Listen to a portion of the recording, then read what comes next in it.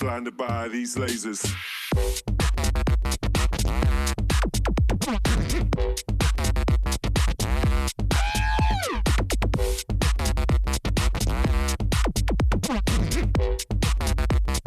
Blinded by these lasers.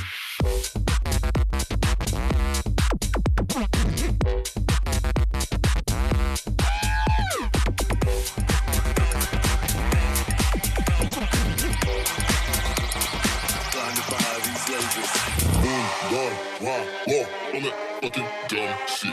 1, 2, 3, go. Pumping fist to the shit. 1, 2, 3, go. On that fucking dumb shit. 1, 2, 3, yeah. It's a house party, house party, house party, house party, house party, house party, house party, house party, house party, house party.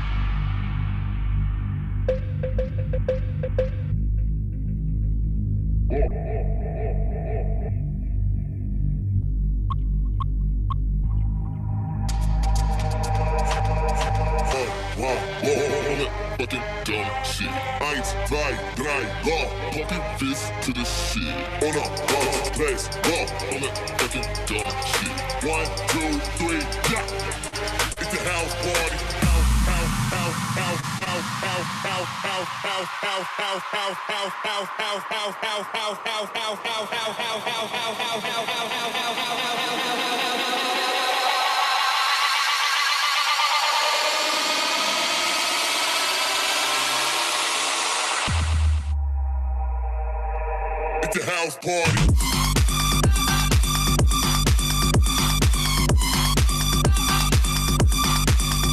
Party.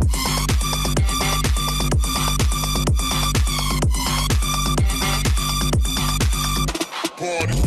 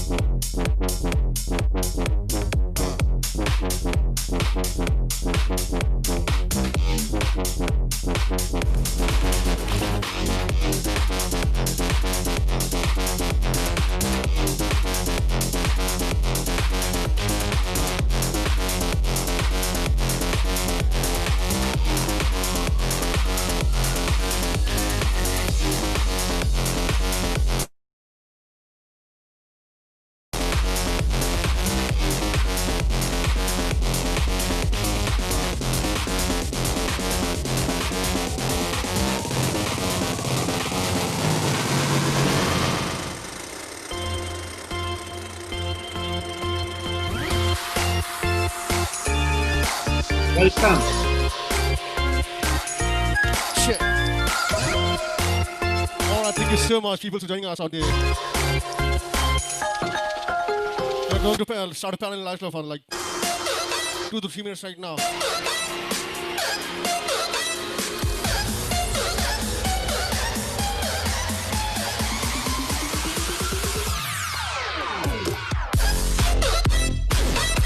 Thank you, Logan.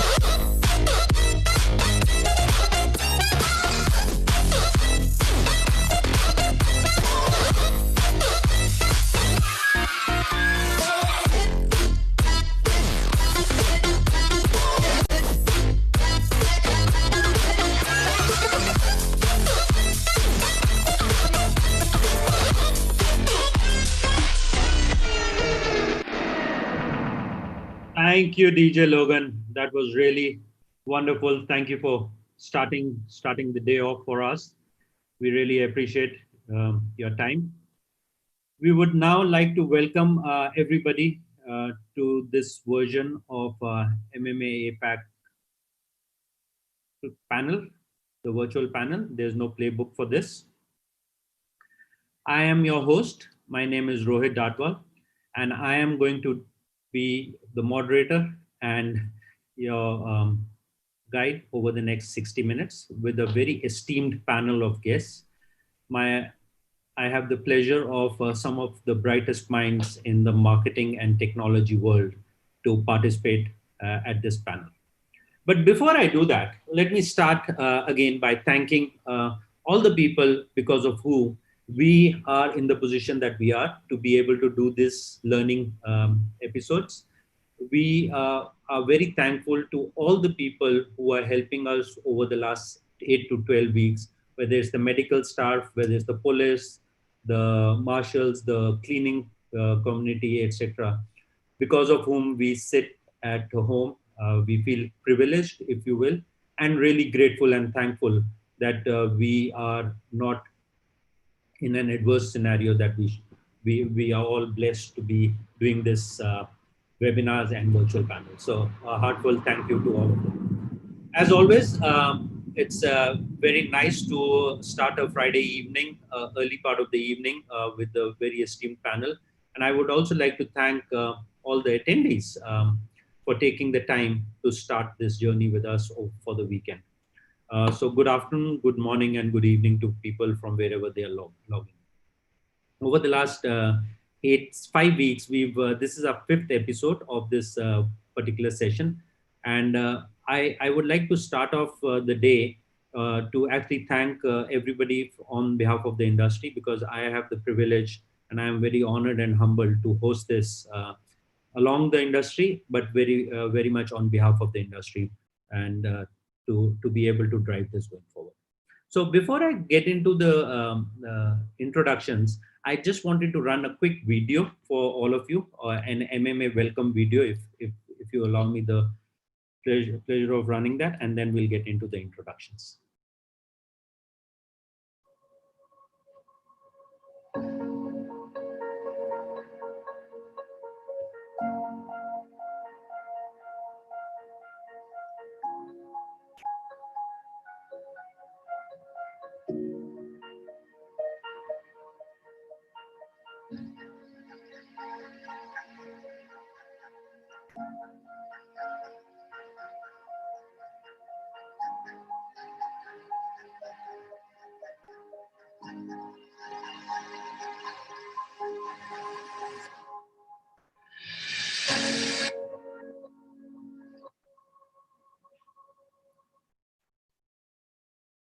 Great, thank you for that. So with that, let me now actually introduce my panel. The topic that we are discussing today is technology and marketing, and technology is an essential part of every marketing or an advertising creative idea. By utilizing the right platforms, if you will, and the right technologies, business can now reinvent themselves, whether by improving their customer experience or completely reimagining the business model as we would using technology. And it's like bread and butter to most of the marketing solutions. So to discuss some of those aspects and some of the challenges of that, I have with me, first and foremost, Dipali Nair. She's the CMO of IBM Asia Pacific, South Asia. And Dipali has held various leadership positions, whether it's in the HSBC, L&T, or some of the other organizations in India like Marico, and managing brands like Saffola, etc. But this is all that you can read about her on her LinkedIn profile. But what you may not know is that she mentors a lot of the startups and accelerators, women-led startups. Let me clarify: women-led startups and two accelerators, and also teaches at some of the B schools in India. So thank you so much for your time, and we look forward to the discussion with you, Dipali. Dipali, you are on mute. If I can ask Thank you, Rohit. I was just saying thank you, Rohit. Pleasure to be here. Great. So after that, let me introduce Matthias. Matthias corrected me yesterday not to call him Matthias. That's how the English proverb would read the alphabet, but it's Matthias. Matthias works with Coca-Cola and has had the pleasure of working with Coca-Cola and Danone in the same industry. Has about 20 years of experience managing local, regional, and central roles, especially the right balance between the emerging and the developing markets, and has led some of the high-profile brands from the vision strategy all the way to execution. Again, a lot more on Matthias on LinkedIn profile, but things that you may not know about Matthias. Matthias was actually the torchbearer of the Olympic 2014 ahead of the games in Russia, and likes to dive with the sharks. Has been swimming with the sharks and in ice cold waters in South Africa to Maldives for the last 15 years, and recently started to cook some good food because of thanks to lockdown. So we hope that you will invite us for some good cooking sooner than later. Yes. Welcome to Sure, the thanks for having me, and Welcome. happy for you to come over whenever the lockdown is done. Great. With that, let me move to Vietnam. We have Hang Do. Hang Do is the CEO of Interspace Vietnam. Is the number one affiliate marketing program, and he's also the founder of Vicong Dong, which is actually a philanthropic community for helping the young people in Vietnam. So he's an MBA graduate, works in fintech and adtech business, but again, all of that on his LinkedIn. As his passion is to help young people, and is also personally a very passionate person to drive growth hacking and technology solutions. A hacker by him, by passion, I would say. Loves to play a lot of sports, all the sports that he plays with his daughter, if I am not wrong, not professional. Welcome to the show, Han. Thank you. Hello, everyone. So say hi from Vietnam. We on our way clear the lockdown, so we're happy to be the normal. Yeah, one of the first countries to actually be out of lockdown. And then we have Alex. Alex is the agency head of and channel sales for LinkedIn in Asia. He's a biologist by training, so I'm not sure what he's doing in the technology world, but as always, people do change. And he's been all over US, Europe, and recently moved to Singapore about 5 years, with an ambition to learn APAC, which is one of the most exciting markets, if you will. So you are at the right place, Alex. There's a lot more that you need to learn here. Lives with a former opera singer, a lot of music in his life, and as an 8-year-old who's a perfect example of a third culture. So a lot of people may not know what the third culture is. So Alex, you might want to take a minute to explain to them what the third culture is. And so welcome to the show. Thank you for joining us, and look forward to hearing from you. Pleasure. Great. So as always, I like to start all my presentations with a particular quote, and I wanted to do the same this time. And the quote that I have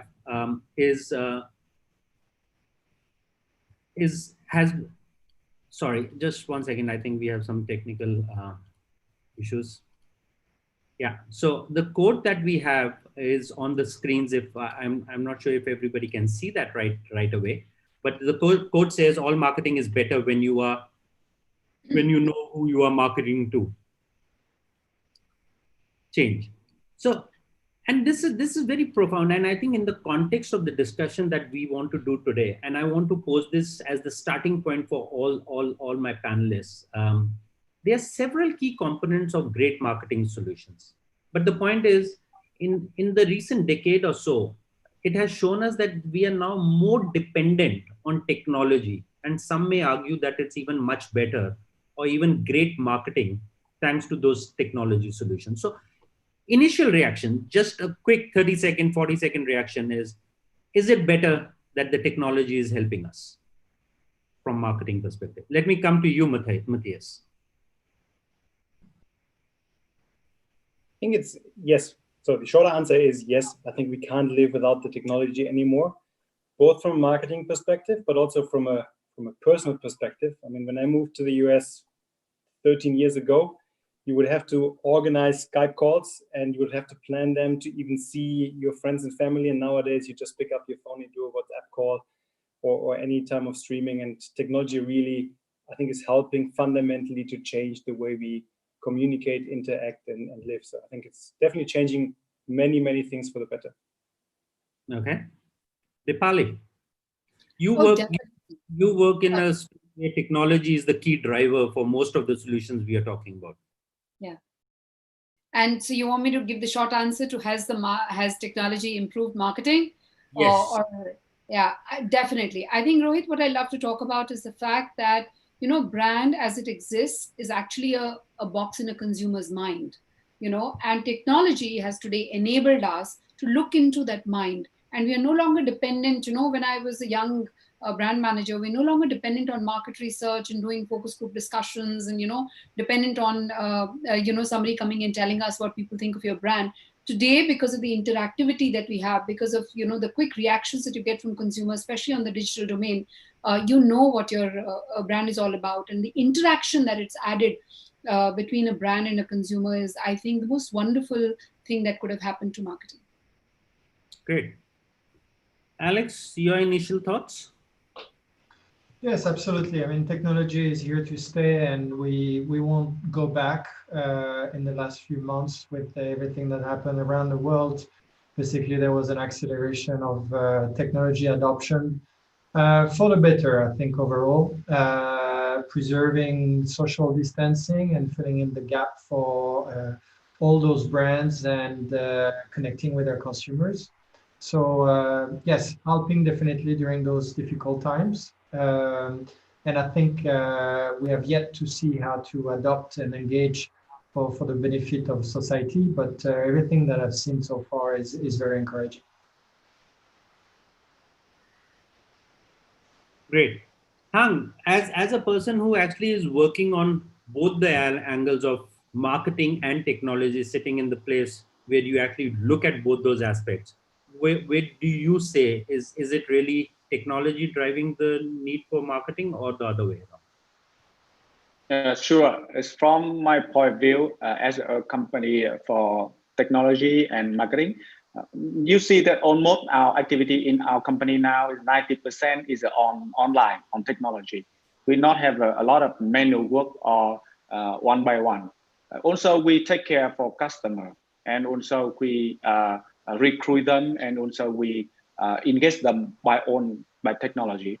So meanwhile, you see all of your client, all of your end user also use YouTube, use TikTok, use Zoom to live, to enjoy, to educate, and to work. So that's why I think technology now is embraced with the marketing. They is like an essential part. Yeah, and they will be the engine help for marketing can improve to new level. Okay. So Dipali, let me come to you with the primary function, given the fact that everybody says technology is going to be important. So let me kick off the discussion by saying, if technology is that important, what's the relationship between marketing and technology in today's world? And how do we move forward from there? So Rohit, thanks for asking me that. And I am going to take the liberty of, redefining the 4 Ps of marketing with the help of, what happens to them when technology, comes into the picture. So let's look at what is happening to the product itself. I think with technology coming in, the supply chain efficiencies coming in, with AI-driven inventory management coming in, the product cost at the end of the brand is going to go down, and that's going to be music to the ears of the marketers. And I know that marketers themselves may not deploy the technology which aids them in inventory, supply chain, etc., those domains. But if you look at banking and financial services, there the digital product is defined by the marketers in that sense. So one is the product side, which is going to get changed on account of the technology. It's already changing. Not that we're not seeing the change, but the change is going to be even more dramatic. Only FMCG, we may not see the change in the product. That's why I refer to the supply chain side. So that's on the product side. Second is, as far as the place, marketers have always been concerned about where the product is getting consumed, where it is getting sold.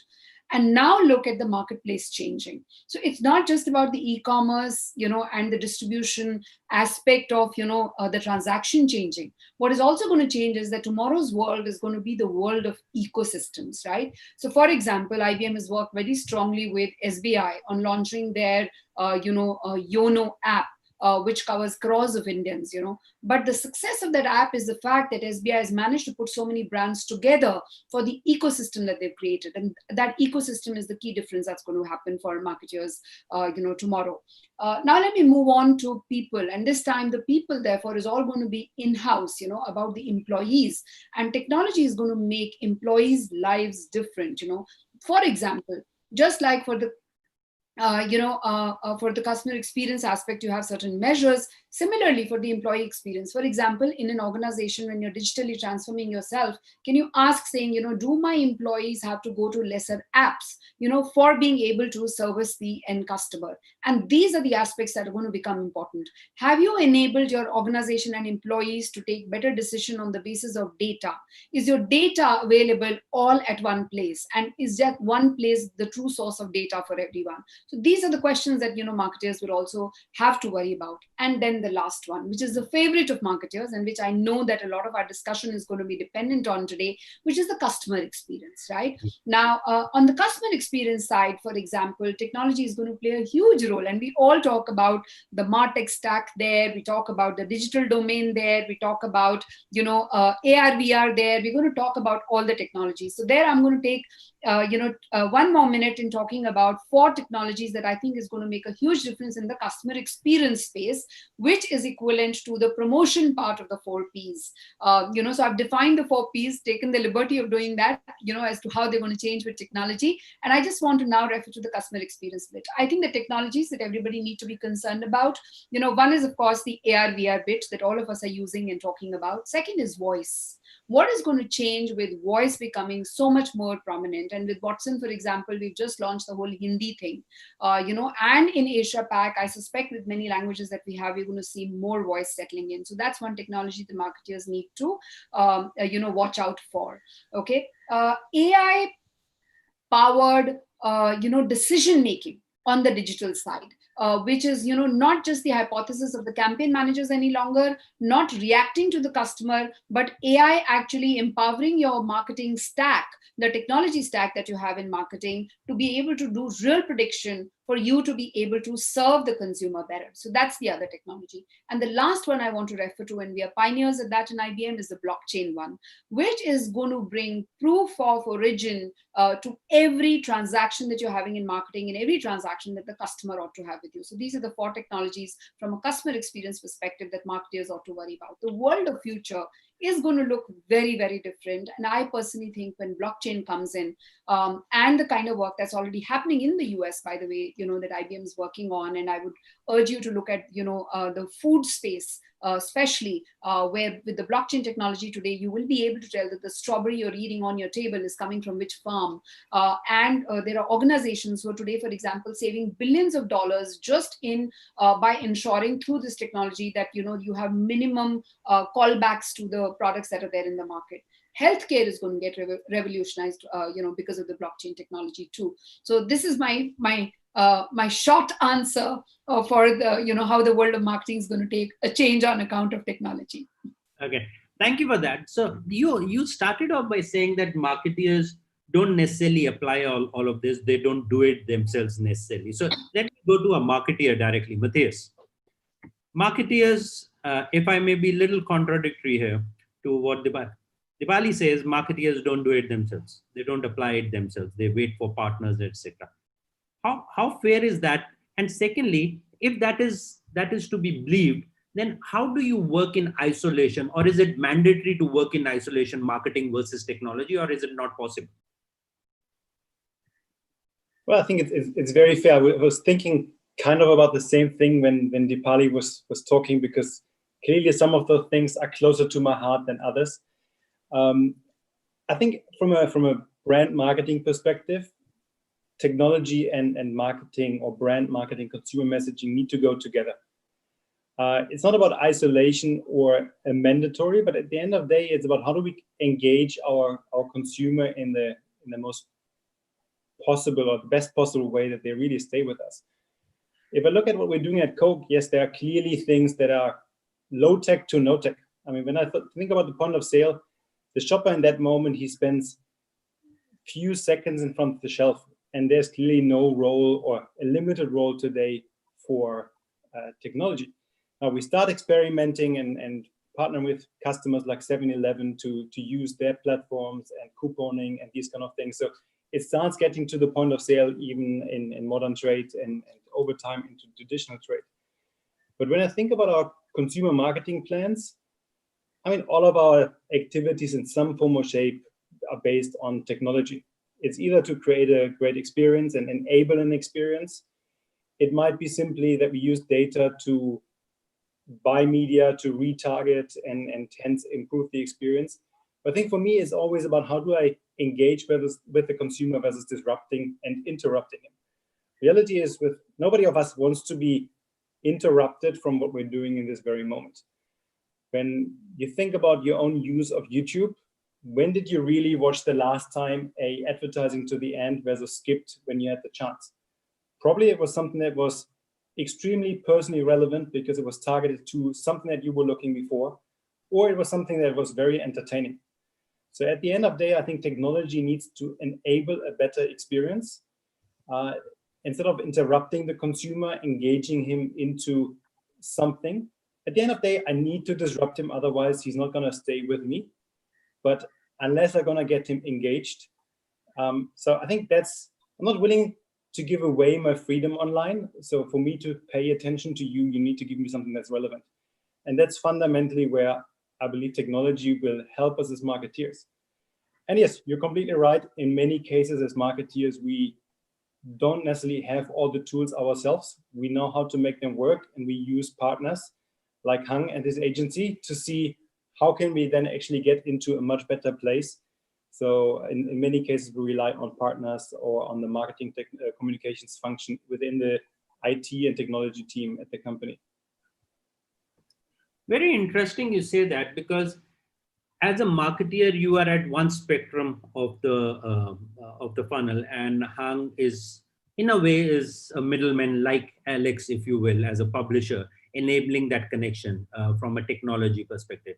But they are also the integrators, if you will. So if IBM is building a technology, it is not IBM who's directly servicing all the technology, because there's somebody who has to help service that. Now, if that is true, in most cases, if that is true, Hang, let me come to you. As the person who actually helps manage and bridge the gap between all of them, how do you resolve for the ROI efficiencies on behalf of the marketer and the technology player? And where do you see this role changing in days to come?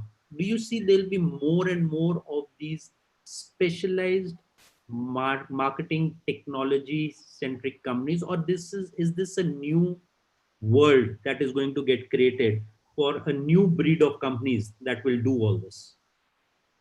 I think that is very nice question. Thank you for it. Honestly, in my view, the history of MarTech company, you see that they firstly pay attention to how to have for company, for brand understand more about the end user. Like a Facebook, they can help you describe your customer persona with very detailed of their activity, their want, their need, even better than your wife understand about you. But second, that belong with the customer journey. You see customer journey from like awareness, after that interest, action, and sharing. Based on each step, the MarTech company can divide it into very small steps. And each small step have some company focus on each part, and have they focus on each part like Facebook or Google focus on make for awareness of customer. But after that, to make the convert, they can use a CRM like a HubSpot or Salesforce to take care of customer. After that, can have the customer sharing. They can use some update marketing or referral technology.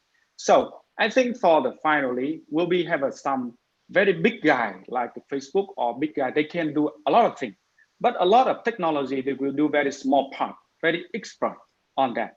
And the same like Accenture, we use egg of technology to can fix both of ROI and also the effectiveness. Like currently, each month we can recruit around 40,000 new customers with no have a marketing team, because all the things we do by automation. That can help for us recruit a lot of new customers, but no cost. And even that when we automation, we can have for the improve the performance. We can reach a lot of new customers. We can reach a lot of new customers in another country, not only in Vietnam, but in Philippines, in Singapore. So that's why if we focus on technology, we understand exactly which part we have a pain point. which company have a pain point, which part we can use the upward technology and can have for us, can also for effectiveness, we can have to reach the customer, right customer, and have them convert to customer. But also we can balance with the ROI. We can make sure that $1 we spend, we can make for us to the revenue and the profit. Because we can limit, no need to use a lot of manual work, no need to use a lot of person, but we do by automation and technology. That's very interesting. You say that, and that actually, Alex, let me come to you. In today's world, based on what Hung just said, if you were to look at these technology solutions and technologies as we've now established, I think for all practical purposes, is an essential partner for the biggest creative ideas that are going to get developed in days to come. By utilizing the right platform like LinkedIn or others and technologies, businesses can help reinvent themselves. I'm sure if the end consumer is looking at improving their customer experience, because I think it's also the right balance between what you want to do for customer experience, but what also the consumer wants for themselves for a customer experience. What are the essential parts of a good creative idea from a platform perspective? And what do you see as the emerging trends and new business models that will emerge out of it? Do you have any examples or showcases that you can share?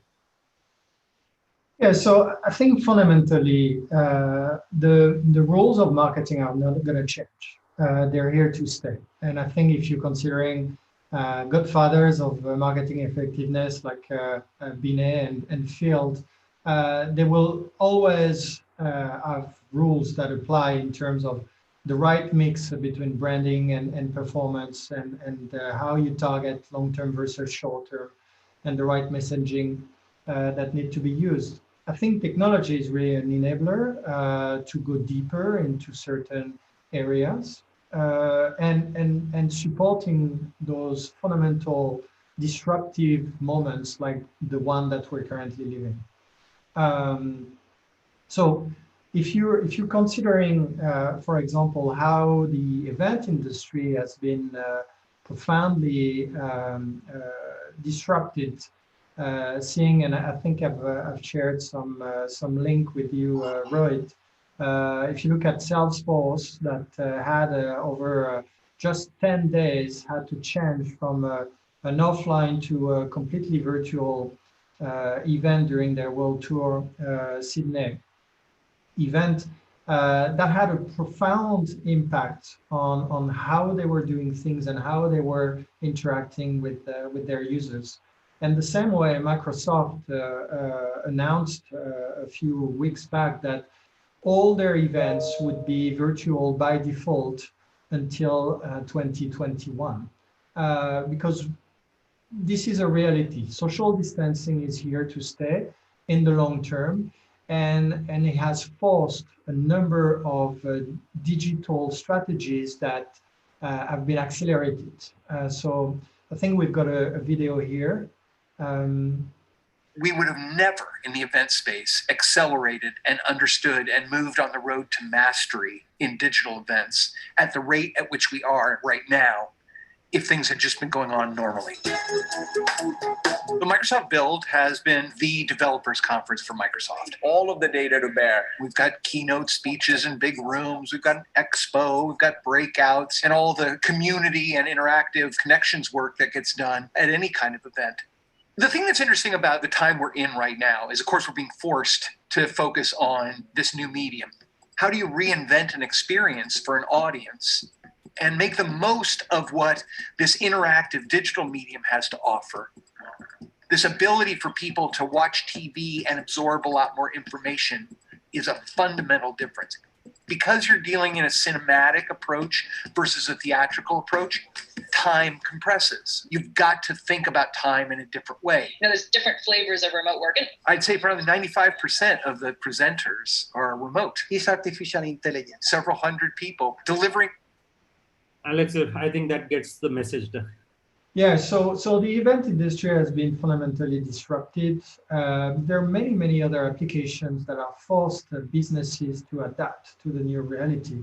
If you're looking at education, a lot of the schools, for example, in Australia, were counting and getting a lot of their fees from Chinese students, for example, who suddenly could not travel anymore or just come back to Australia from China.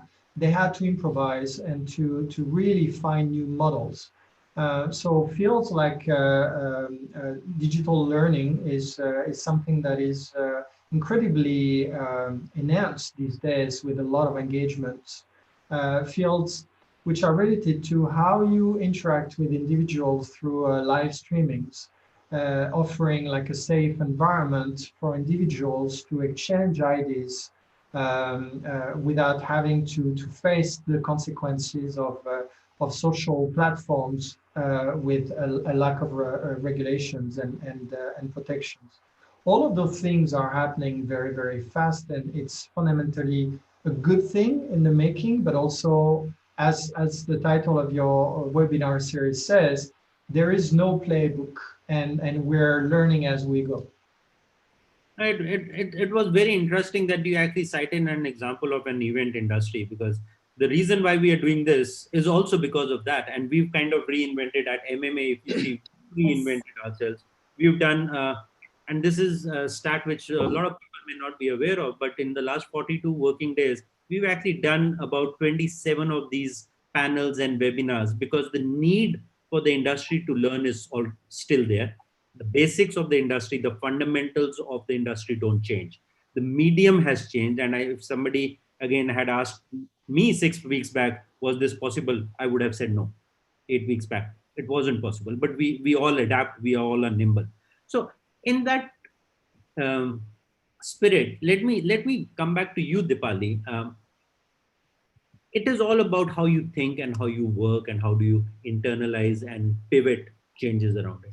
So if there is a need for pivoting from an advertising perspective, and especially in the advertising industry, you need to pivot because you are now being exposed to things which were not there in the old world. Yeah. There's reason to cheer. There's a reason to celebrate.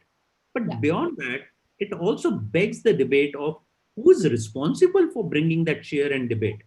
And who's responsible for bringing that celebration to you? Is it the CMO, CTO, C-level transformation leader, or is it really the board and the CEO? And how do you manage that versus a leader versus an organization? Because both of them have to come together. Otherwise, it's not successful. So the short answer, Rohit, to this is all of them. But I will give examples to illustrate, who's responsible at what level. Okay? You can't have Because all I of think, them. no, but all of them get a salary and all of them play a role. So, each one of them have to play a role. Okay. For example, I think where CMOs need to, look at themselves and say, I'll give you my own example. In February, pre-COVID, okay, we were looking at the trends and saying everything is going digital. We are very heavy on events ourselves as IPM, right? Can we do a virtual event? So in February, my team delivered an event of 3,500 people participating. This was a data and AI forum that we did. And for that, Michelle Peluso, our global CMO, was actually given the India team an award. My team has won an award for that because we were pioneering and thinking ahead. Now, that's the job of a marketer. They need to be able to see trends that are coming in future, and they can't walk away from that. And it is their job to then advise the CEO and advise the board about what's going to happen in future. What are the customer trends? How is the customer experience going to change? They may not be the decision makers on saying exactly this technology stack. Now, that's where they need to partner the CIO or the CTO and say, which is the technology stack? So, for example, today, if I'm talking to a marketer, I will ask them this question saying, when you're building a marketing tech stack for the future, ask yourself this question. This is their language. Can you brief, create, approve, and deploy marketing programs at the press of a button? That is your, holy grail, and that's what you need to look for. But the same thing, when I'm talking to a CIO or a CTO, I use a different vocabulary and I say, we want single source of truth, we want intuitive workflows, we want world-class automation, and we want omni-channel deployment, So this is the two sides of the coin, and which is why I said all, Rohit. And then the CEO and the board needs to be the sponsor for all this. They need to make room for the organization to pivot and change. They need to be able to say that, yes, we commit to the, financial investment that goes into it.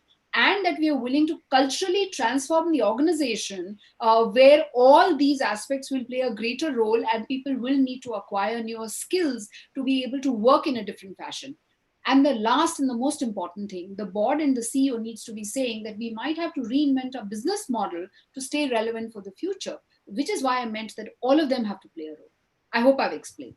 Yeah, fair enough. I think it's right that everybody, all parts of the wheel have to, or all four wheels for the vehicle have to move together, because otherwise the vehicle will not move. But let me bring that to a marketeer, Matthias, to you. Coming from one very old school company, IBM, very old, as historically, not otherwise, and another one, Coca-Cola, one of the most older companies in the business. You guys have also reinvented. Where, and you worked long enough within Coca-Cola to understand where this change has happened. Care to share some insights of whether it really went top down or more horizontal, or how did it work? And where do you see going forward? Yeah, I was smiling when Dipali said, well, this is how I speak to the marketeer, and I could completely follow what she was talking about. And here's how I talk to the CTO. And I was like, okay, thank you. Because I think this describes perfectly the way we operate and the role that marketing will continue to play. We have to understand the consumer and where the consumer is going, and clearly technology is here to stay. Now, that's where I see my responsibility to give the direction for the brand, for the activity. How we turn this a reality, that's why we have experts. I'm not the one that's going to decide which technology we use, which technology partner. I think both functions need to work hand in hand, and there needs to be, over time, a fundamental understanding for each side, that I can actually ask the right questions and understand the other side. Because if the one side just comes and talks about technology, that's going to sound like Spanish to me, and the other way around. So we have to find ways to adjust the language. At the end of the day, to your question, does it come top down or bottom up? I think it's much more bottom up than top down in our case. Top down is the fundamental willingness to change and adjust. But in many cases, the brand manager is much closer than even the senior brand manager to our target audience, and probably more likely to even still be using it. And a lot of discussions that I'm having with my boss, he looks at me with question marks, and then we have to get someone in to actually explain it in detail, because even the technical backside, I can't explain to him. So I think at the end of the day, it's the willingness from above to sponsor, to use Dipali's words. But in the end, a lot will come from the middle and lower management in making the change happen and turning the bigger ideas into reality. And these are the people who you talk to, Alex, on a daily basis as the head of agency. They are the ones who are facilitating these discussions. Do you think in an agency environment or a platform environment like yours, does that also translate into a top bottoms up culture? If it's a media planner who understands the technology, he will put it part of the media budget. Otherwise, it doesn't make the cut. I mean, it works at all levels, I think. There are needs that are expressed from the operational layers. They are dealing with the platforms on a daily basis, and they know the limitations and the opportunities. But in order to really push technology and solutions across the organization, it needs to be embraced and sponsored by the top, for sure. And then it comes the conversation as to whether the whole region needs to join a solution, or if each market is going to stick to their own habits and best practices. So what we're trying to offer at LinkedIn is really something that is standardized and the ability to provide a scaled solution.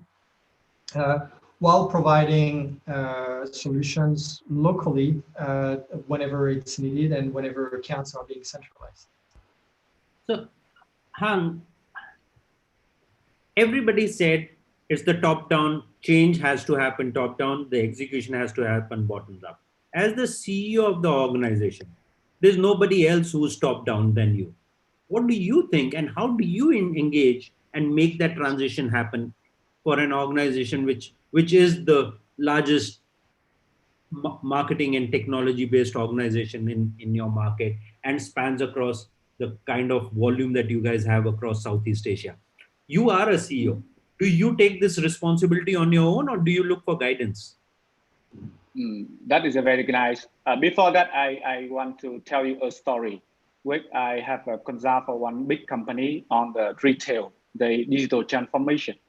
Okay. After they apply the online selling, however, one customer came to offline retail, one shop to order one item, but the offline shop said that no, it's a clear, they don't have any product. Even they already booked on the website.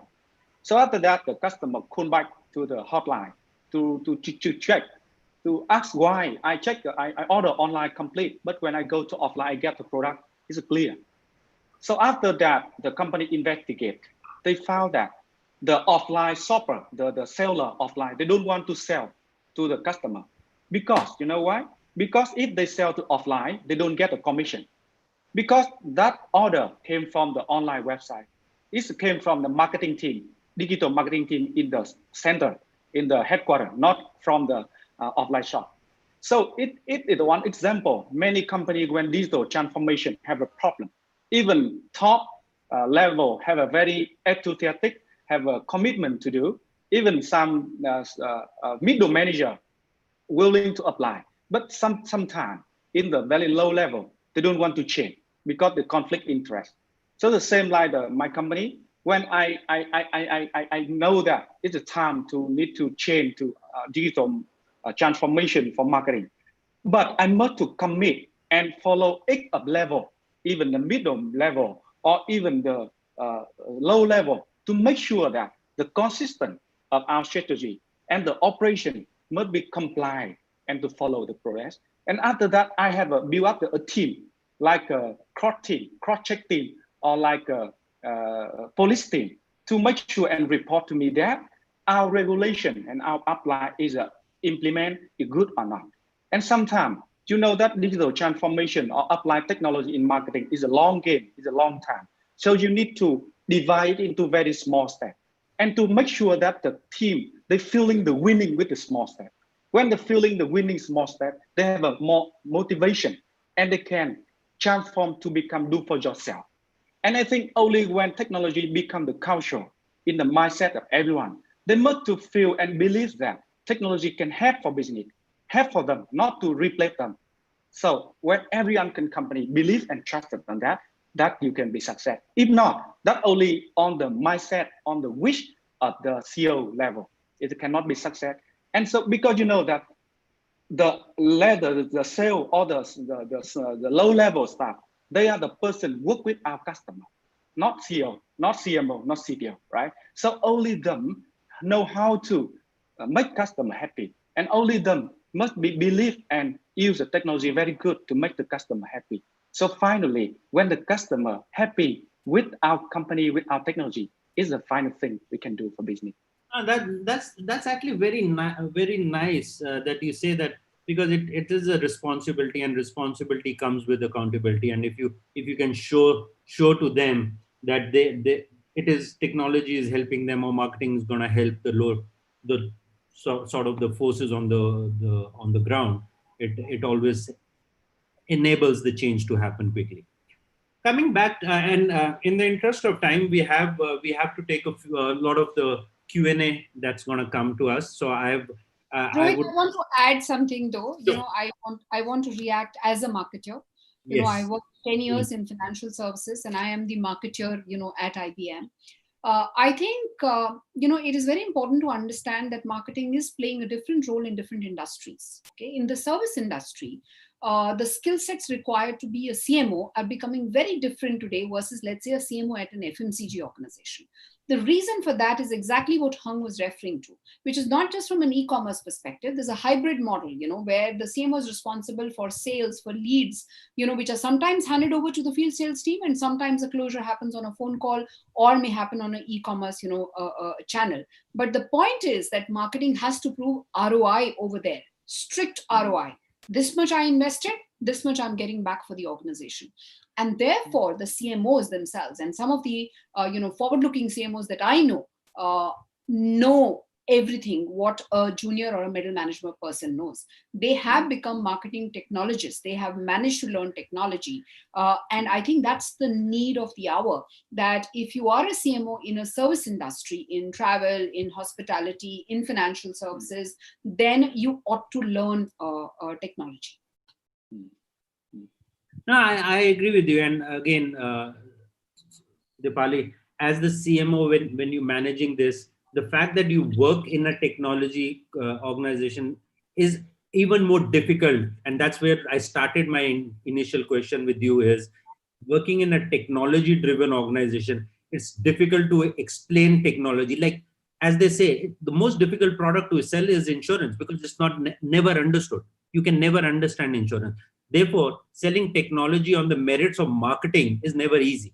You have to sell the technology, and that's where I started with. So let me just quickly swivel back to some of the great examples of technology or such solutions that you may have seen. So if I can start with you, Hung, and I have some of these you guys have provided me, so maybe we'll take the next five odd minutes to showcase some of those experiences, and then I would like to ask the audience, if you have questions, please do send your questions across to us. You can actually put those questions in the Q&A section, and we'll try and address all of them if we can today.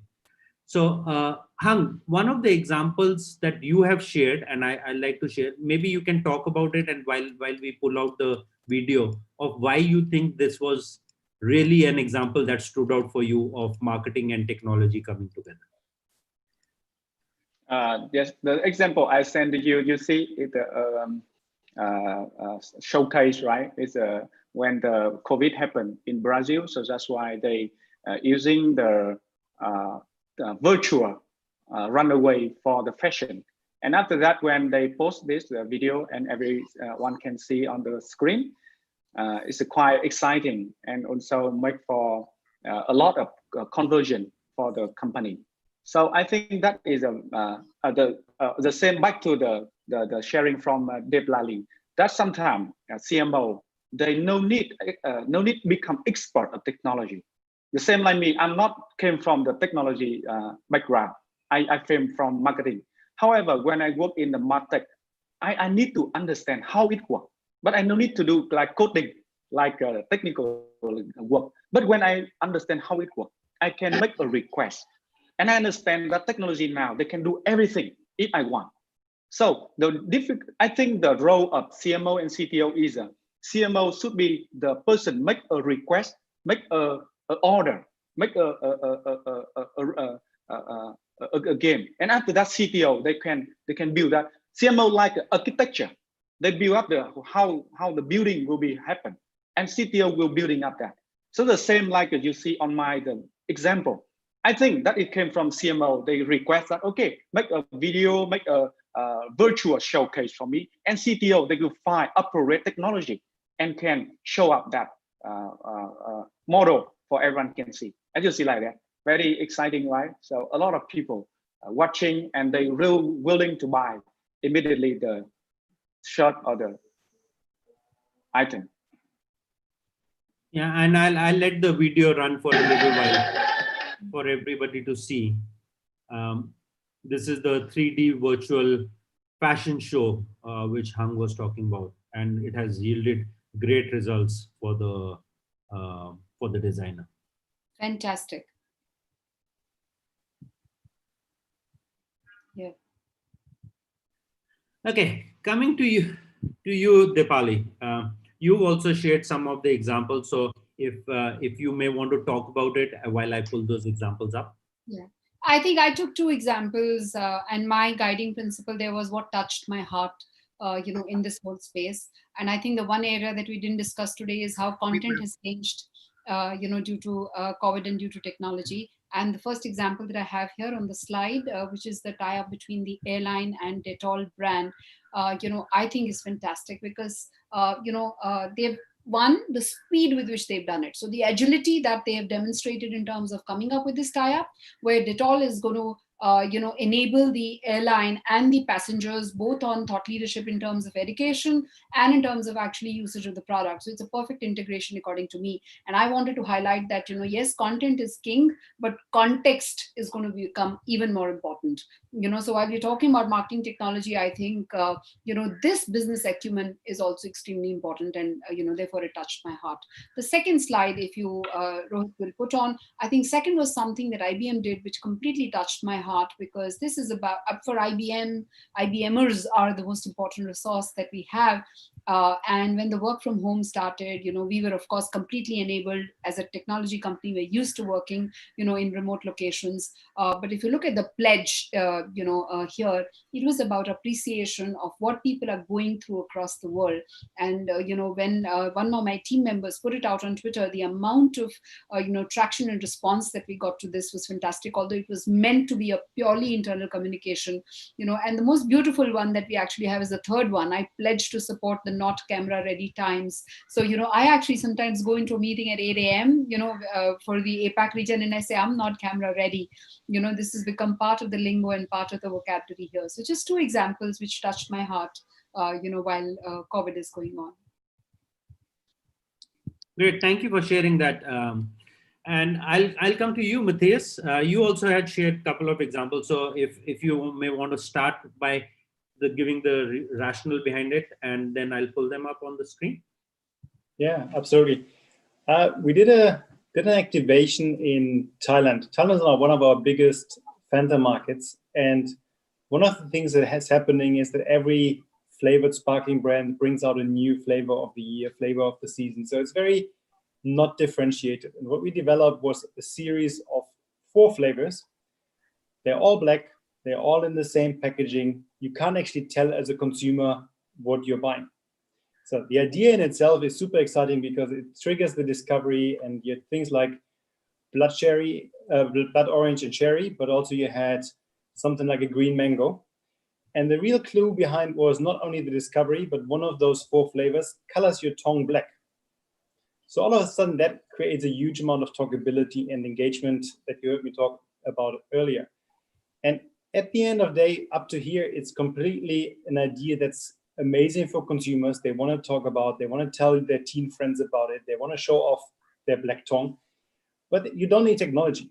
Now, in the end, the campaign itself was completely developed around mobile-centric usage, because that's where we know we're going to get our teens. So we had outdoor with QR codes that were placed at bus stops, MRT stations, where teens would wait and would have time to waste, and in the end, engage with us as a brand. So that was just an invitation where we made outdoor all of a sudden interactive. But the real one where we pushed the limits, and there was a lot of discussions with Facebook, but also with our own legal teams of what can we do and how far do we want to go in using data. We created a hyper-personalized 2-minute video that started the discovery and started to help you understand what was going on. And basically, you had to opt in using your personal Facebook data. And what you see here is one mock-up using our Thai GM. And you see some pictures coming up of him. You see his name coming up. So at the beginning of when you entered, you gave permission for us to use your personal data, your name, access your photos, access your location, access your birth date. And then through that, you started becoming a personalized video. And obviously, for us who don't know the person, you don't realize that now the name is being typed, or that in a couple of seconds you see a couple of pictures that are being pulled right from his own Facebook profile. So it's just a very different way of all of a sudden creating a personalized video in a larger campaign. We hadn't done it before, so it was an experiment for us. And we were blown away. It's a 2-minute video, and we had a see-through rate of more than 60%. So really amazing results. And I think it goes back to technology can enable if we have an experience that consumers want to engage with and see a little bit more of. So it's just one way where I think technology helped us. I don't know how we did the back end, but I know how we got to the idea and how we started the discussions with our marketing technology colleagues and then ultimately Facebook to make this happen and turn it reality. Yeah, so it's let me share with the audience and with the panelists. It's not an easy commercial to understand the first time because it took me at least 3 views to understand every aspect of it, and it's very intriguing once you start following it. So, Matthias, if I can request you to please send the link on the chat to all the attendees and the panelists now, it'll be really helpful for them to really go and understand the entire video because we've only showed some 35 seconds of that, but it's very intriguing, very interesting. And I actually comes down to the whole aspect of the holy grail of personalization, because marketing is all about getting to the consumer in a personalized manner, and this I think does that to a very large extent. So quickly moving on, we have a few questions, and I would like to get to the questions before we can try and get to the couple of other points that I had. So I all of you have questions in front of you also. So if you would like to uh, bring any one of them. But let me start with the first question, which I actually saw was very interesting. It comes from Bessie Lee. Bessie is asking, she's actually an ex-chairperson of MMA in China. When embracing innovation and digitization of everything silos in the big corporate usually killed these innovation or changes.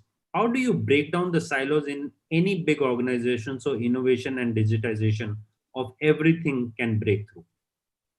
Any, Alex, you want to take this? Yeah, so it's a classic challenge of larger companies, of course. What I can do is take an example in at LinkedIn, whereas there are regularly some ranking of IDs of individuals at all levels, anywhere in the world, in any type of teams who submit recommendations for product development, new ideas, new services. And every cycle, some of those top ideas are elected to be developed. So there is a rhythm, a constant rhythm, and it's an internal challenge, even if whoever is going to get their idea voted in. But incentivize all employees to just chip in and provide feedback, because we all have ideas. The challenge is to make sure that this is being heard and implemented, and this has worked relatively well so far. Anybody else? Anybody else has something to add Yeah, to this? Rohit, very simple thing. I think this is where the board and the CEO have to play a role. This needs to be a project sponsored by them. And simple things like creating alignment, sensitivity training, knowing that change management is going to be a difficult task.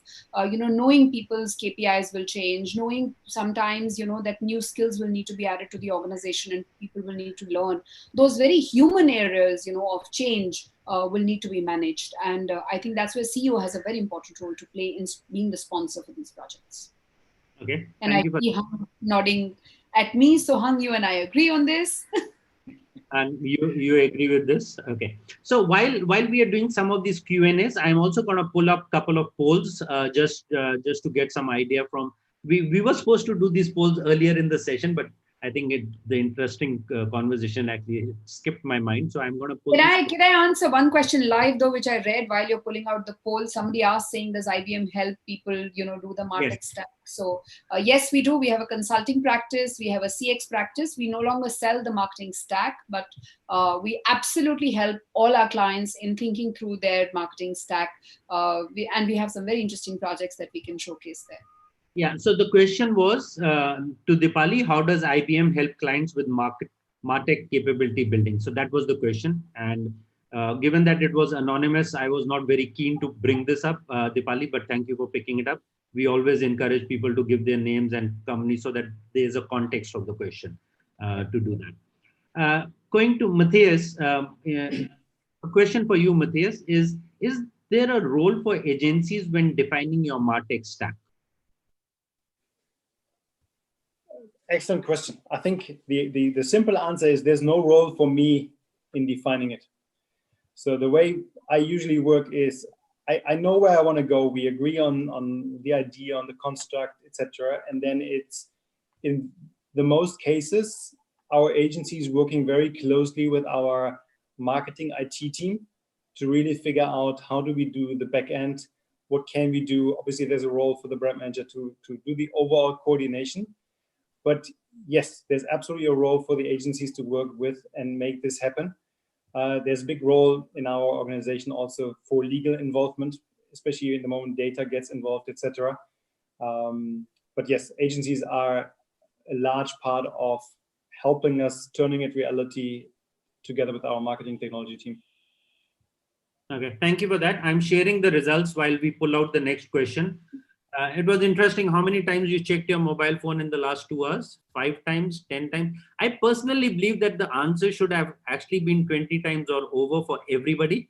But maybe COVID has helped us learn that technology at home is not that important and other things are. I don't know, but 5 times seems to be the majority of the answer, which I find a little difficult in 2 hours. But do you guys agree? Yeah, it's definitely not the usual average. Yeah. We're all glued to our screens, unfortunately. But COVID probably has helped us take a step back and slow down a little bit for the better. Okay, so moving on to the next question, I would like to do another 4-5 questions. So if you can be slightly brief to the questions, answers. Hang, I'll come to you with this question. MarTech ecosystem has many vendors. Do you recommend a one-stop shop or choose the best of the breed?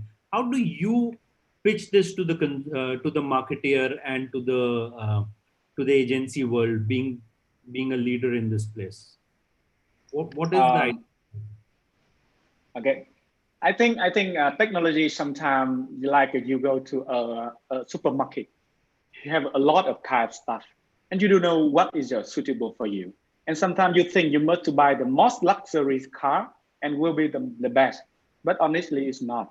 I think in my experience, first thing, the one company it should came from what is the pain point, what is the painful you have facing first. So when you know exactly when you are facing pain point, and you will know how you find the appropriate the tool or the market together. The second point is that you must understand your team, because market cannot replace the people, right? They can help for the staff to do better in the marketing and technology. So most important is the ability of the team. They can familiar, and they can confident with the technology is very important. Sometimes if you choose a very high level technology or very complicated or difficult, can make your team feel is nervous or they cannot complete the good thing. So that's why should make sure that the tool you choose is appropriate. And the final, my recommendation is you can go to Get Apps. I can give you the link in the getapps.com. Getup.com is like all-in-one review the martech around the world. And in the Get Apps, pick up martech, have the recommendation and share experience by the expert and the person really uses that technology. Like you can see the email, have the MailChimp, have a GetResponse, a lot of things, have a CDP or CRM, a lot of kind of product. And after that, you can review and you can read and you can study and define which product is suitable for you. Okay. That is a very good thing for you can choose your market.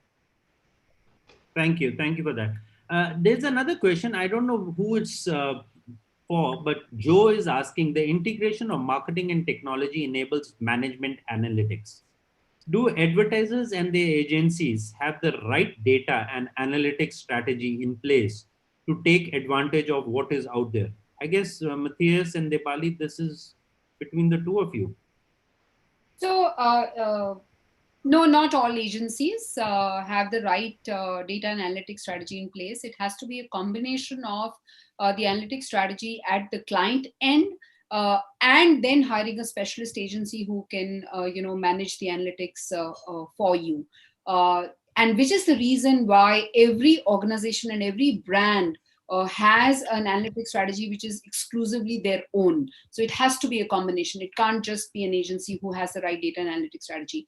Agencies at most end will do a brilliant execution job, using the inferences that you can draw from there. And then there will be that very rare, one analytics agency who can actually take the data and have special data scientists, where you don't build in the data scientist army inside your organization, where you hand the data over to them and they do it.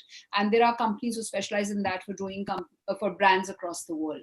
But I think the client needs to have a point of view. That's point number one. Point number two is that there are industries where it is totally in-house because of the just behemoth amount of data that's available. So if you look at telecom, for example, okay, telecom companies have huge amount of data churning happening in-house. They will probably not depend on an agency. Just like, for example, Amazon and Flipkart, of the world will have SEO in-house. They will not give it to an agency. So it depends upon how integral it is to the business. Thank you. Matthias, would you want to add something quickly? Definitely, I do agree that I can't audit myself. So if I'm an agency, I'm the only one having the data. Well, then of course, every campaign will have been a huge success. I think we are all experimenting. We are all learning as we go.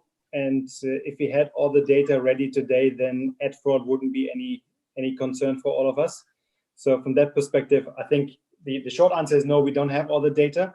We're learning to get better. And that's why often, to your earlier question, ROI is still a question mark when it comes to digital. On TV, we all believe we know, and we've accepted the knowledge that we have built up over times. I think when it comes to mobile and digital or social media usage, it's still a little bit less clear, and we're learning as we keep going. It's interesting you spoke about ad fraud. I had a couple of questions, but we are running out of time, so I'm not going to address that. But we do have a separate session on privacy on the 10th of July, so I would encourage all of you to register for that. Alex, there's one quick question for you, specifically been asked to you. Help us understand the level of targeting that LinkedIn allows. Right. So there are many different levels of targeting. Obviously, we are we provide a graph of the workforce. So every individual per vertical type of companies, size of companies, location, skills, background, etc., will be able to be targeted. But I'm happy to share a link on the chat with a wiki that will provide every single answer to that question. Yeah, that'll be great if you can. And my last question before we try and close it, we are conscious of the time. Dipali, this is something that you've clicked on and said that you would like to answer. So I'm not sure where is that question now. It's right at the beginning, I think. Yeah. So I totally buy Dipali's point. Technology always plays a very important role, and rightly highlighted by Rohit. We can make complex product easy to sell or understand with using technology. Can you share any more idea how it can be made better? Dipali? Yeah, I think it's a very, at one level, it is a very simple answer, which is that you understand the technologies that are available to you. For example, we spoke about AR, VR or blockchain, or just doing videos in the way, Hung showed that, 3D fashion show example. And then you look at the customer journey that your customer has, and you see what you can influence at what level and which technology plays a role there. So at one level, it's a very theoretical answer. But while doing it, I think you must take examples from what's happening around the world. I think sometimes it's brilliant to look at what's happening in Korea, what's happening in Japan, because, the good old days 20 years ago when that same advertising idea worked across the world and everybody executed similarly doesn't exist. I have found it's very useful to look at other geographies and, see what people are doing over there. And you can actually, in a way, copy paste in that sense. Second is look at congruent categories. So for example, if you're selling jewelry, then you look at what's happening in the bag space. If you're selling, shoes, then you look at what's happening in the spectacles or in the eyewear space. And you will find a lot of, examples there on how to make your product selling, easy. Third is put the motto on the CMO's table, make it easy. Well, thank you so much for all those questions. Sorry, we are running out of time for taking other questions. We'll try and get those questions across to our panelists so that they can help answer those questions.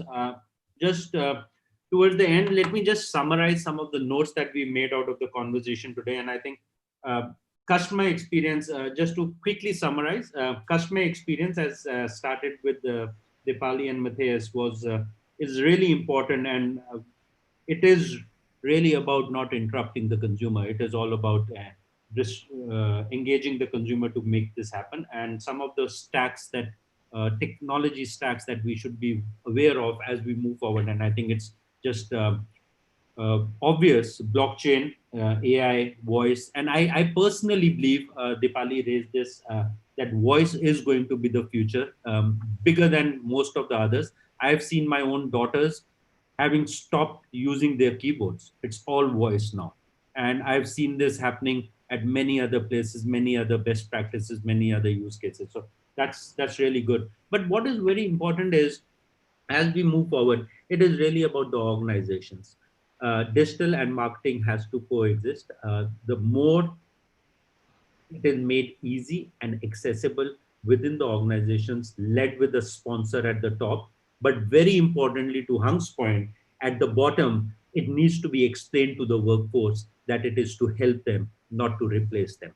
And that is the key. I think that has been a big worry as we move into digital and marketing. While we did digress into some of the questions on MarTech stacks, the idea was all about digital and marketing coming together and the influence of each other. The stack is just the means to the end, in my humble opinion. And we need to finalize the tool. So let me end this with one quick question to all four of you. In one word, what do you see the future to be? In one word. Dipali, may I start with you? Sorry, Rohit, I missed your question. I said, in one word, what does the future mean to you? 2022. I want to forget the next 18 months. That's an interesting one. Alex? For me, looking forward, it's all about being grateful.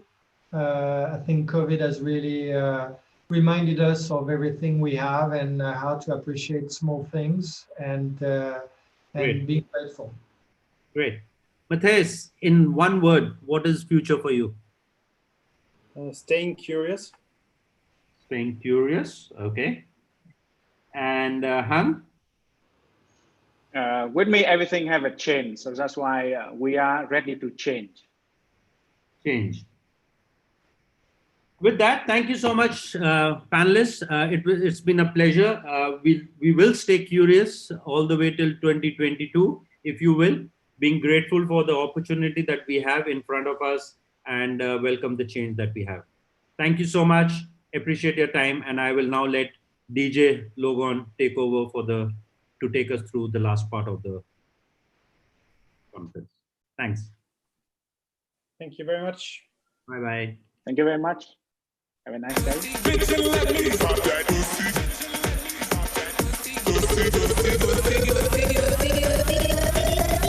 Let me pop that pussy.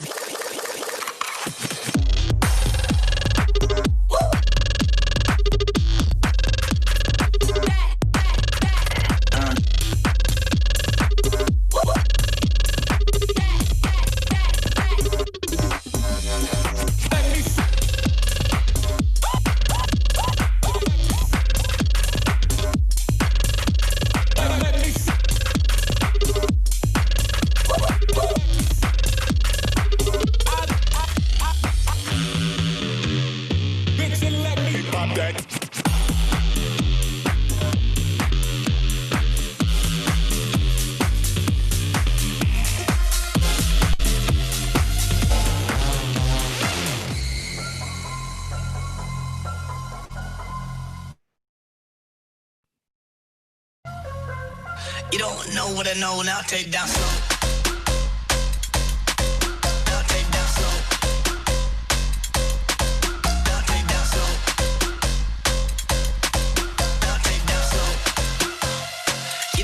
What I know, now take that.